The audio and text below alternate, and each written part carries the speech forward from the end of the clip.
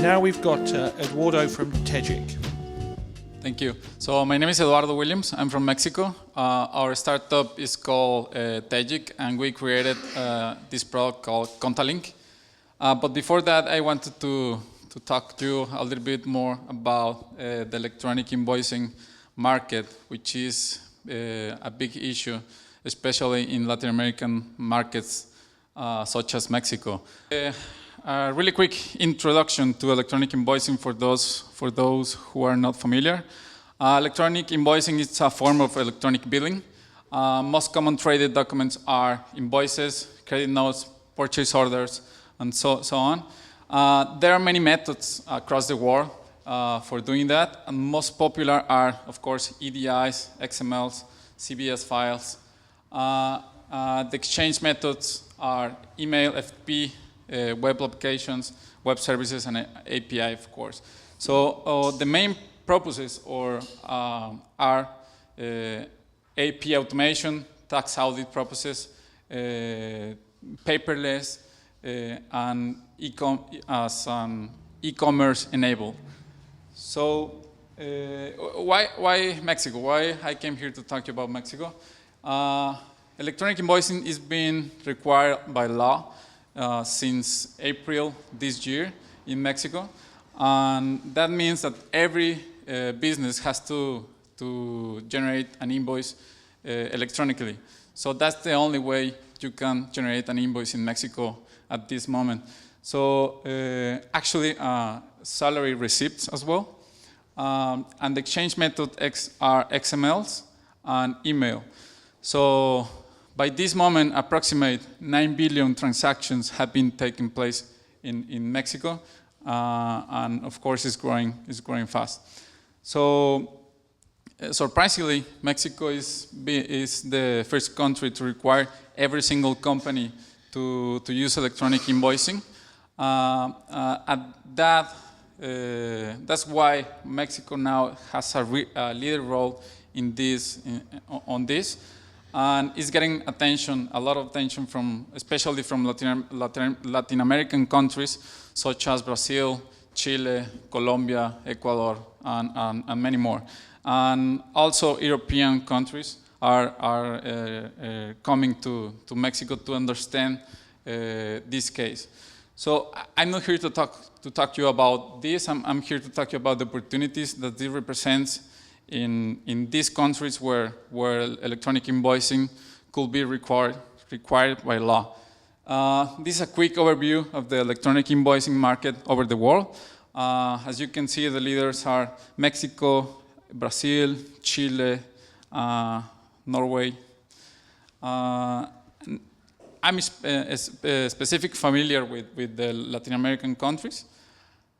So a quick history about what happened in Mexico in the last 10 years.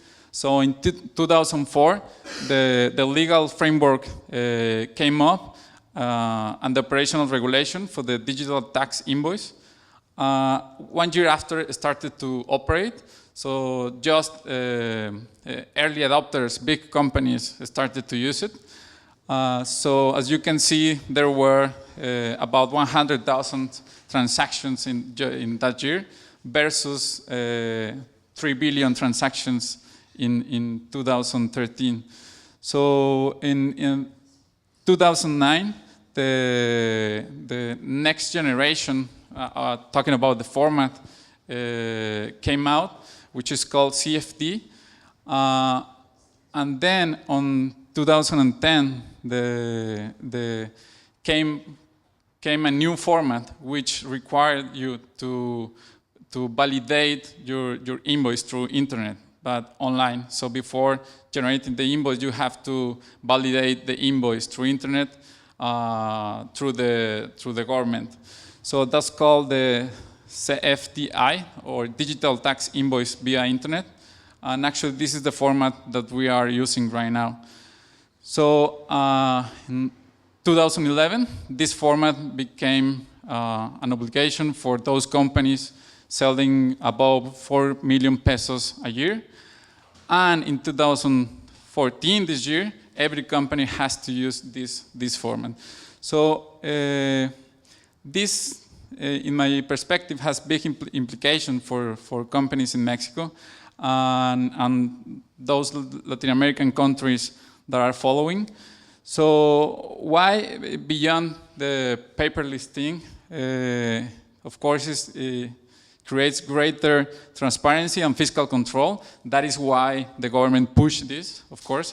They want to control companies more in a real time.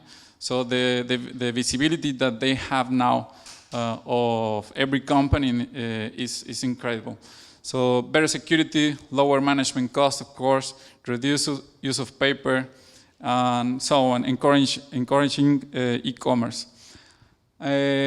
So this, I want to talk to you about our startup, which is called Contalink. Contalink is an accounting web application that we want to be the QuickBooks for Latin America. The way we do that is we leverage on electronic invoicing as the entry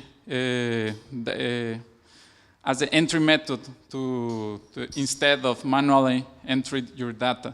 So I wanted to show you a quick demo of how we do this. So in Mexico, every time you get an invoice, you get it by mail. So you get, of course, a PDF file, but plus you get an XML. So I'm just looking in my inbox so I can show you one of the latest. This is one example. So you get the PDF, of course, but the interesting thing is you get the XML. So as you can imagine, with that data, so from there you can do a lot. So we don't have to bother about taking pictures or for the image to recognize receipts and that kind of stuff. So we just plug the application into your email, and from there you are all set. So in our case, there are three methods or to upload your invoices. So of course the easiest one, so there's manual from your email, and from you can of course forward your email to another address. Of course the easiest one is to use to connect your email into the application, but I want you to show you the manual way so you can better visualize how this works. So okay, so right here I have some invoices on my desktop. These three. So what I'm gonna do, I'm going to upload it. Just I'm gonna drag it and drop here. And this moment is uploading, and we validate the invoice against the tax authority in Mexico. So that way you can be sure that the invoice is illegal and the structure was well created. So I'm just going to upload a few more. So let me upload this, same thing, okay? But the easiest way, as I told you, is to scan your email. So I'm just going to scan 1 month. And here, the application starts to reading your email, look for XML files, and detects which of those XML files are invoices. Of course, you can do this on the background, so we don't have to wait. I just wanted to show you how this works. It takes about probably 1 minute, about 1 minute to 3 to scan a month. So imagine instead of doing your paperwork, you don't have to even take pictures of your invoices. You just scan your mail and that's it. You're done in 5 minutes. So here the system found one invoice and it's going to keep going. So after this, with that data, we can classify the invoices in sales, which is ventas, then expenses and payroll. So this is, of course, a better way for companies to see the data. So this is not just a time issue, but we see it a disruptive way for small companies to get into technology. Because as a personal perspective, I think the biggest barrier for small companies, at least in the development world, is knowledge, time consuming, and so on. So this is a pretty easy way to do it. So of course you can go into the invoice and get all the information. And of course you can classify your invoices, and from there the system starts to learn.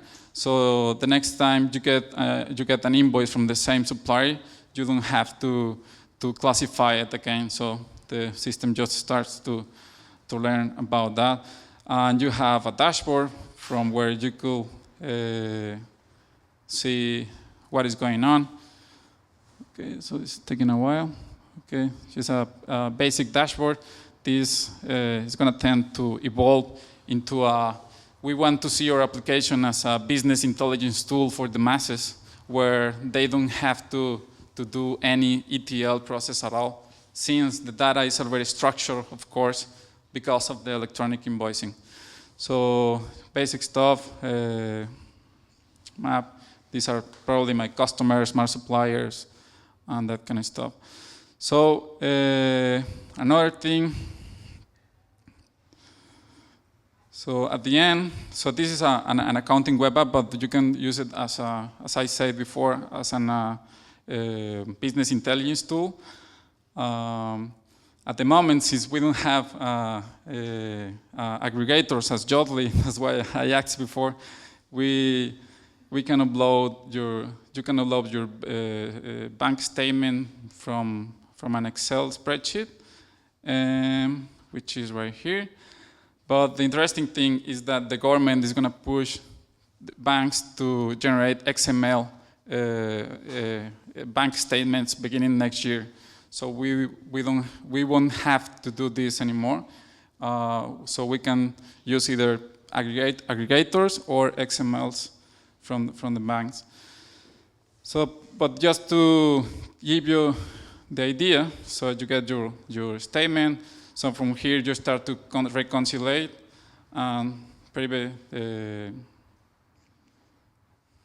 so you can imagine from that point you have all your records, so you can do your accounting almost automatically. So this is it. As I told you before, this is in my experience, I think it's been pretty surprising for a lot of people that a country like Mexico has pushed the companies to go this way. And probably the interesting thing for you guys is that this is not going to end in Mexico, especially in my knowledge. Latin American countries are going to push hard this, because this is paradise for tax authorities, as you can imagine. But I'm not here to talk about that. I'm here to talk about the opportunities for startups and companies to use that structured data that you already have in your email. So here's my contact. Thank you. We are seeking funding here in the Bay Area, and of course just networking relationships and partners. So thank you very much. Eduardo, thank you very much. Thank you. Okay, brilliant. Okay, Bay.